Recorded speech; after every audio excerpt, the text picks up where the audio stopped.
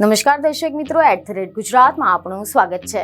જ્યારે ચૂંટણી આવે ત્યારે અનેક નેતાઓ જનતાને રીઝવવા માટે મોટા ભાષણો આપતા હોય છે, પરંતુ ઘણી વખત એવું પણ બની જતું હોય છે કે તેઓ આ દરમિયાન ભાન ભૂલીને ઘણીવાર વધુ પડતું બોલી જતા હોય છે અને આના કારણે તેઓ વિવાદમાં પણ સંભળાતા હોય છે। ત્યારે હાલમાં પણ ગુજરાતમાં જ્યારે એક તરફ સ્થાનિક સ્વરાજ્યની ચૂંટણીનો માહોલ બરાબરનો જામ્યો છે, ત્યારે બીજી તરફ કોંગ્રેસના એક નેતાનો વાણી વિલાસ સામે આવ્યો છે।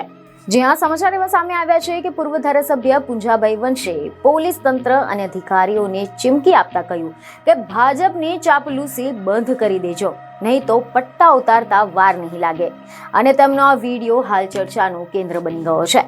હવે જો આપણે આના વિશે ડિટેલમાં વાત કરીએ તો અહેવાલ એવા મળી રહ્યા છે કે જૂનાગઢના કાળવા ચોકમાં એક સભા યોજાઈ હતી અને આ સભા દરમિયાન પૂર્વ ધારાસભ્ય પુંજાભાઈ વંશે આડકતરી રીતે પોલીસ અને સરકારી કર્મચારીઓને ચીમકી આપી હતી।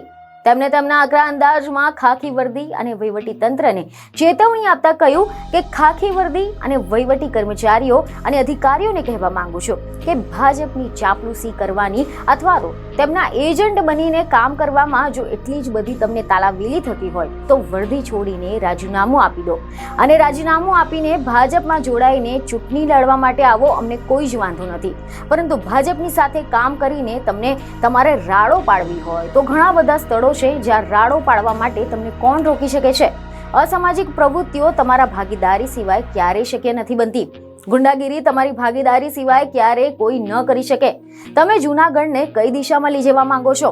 આવા કેટલાક લોકો ખાખી વર્દી કે વહીવટી તંત્રની અંદર કામ કરનારા અધિકારી કર્મચારીઓને ચેતવણી આપવા માંગે છે, મહેરબાની કરીને વારાફરતી વારો અને મેં પછી તારો આટલું યાદ રાખજો।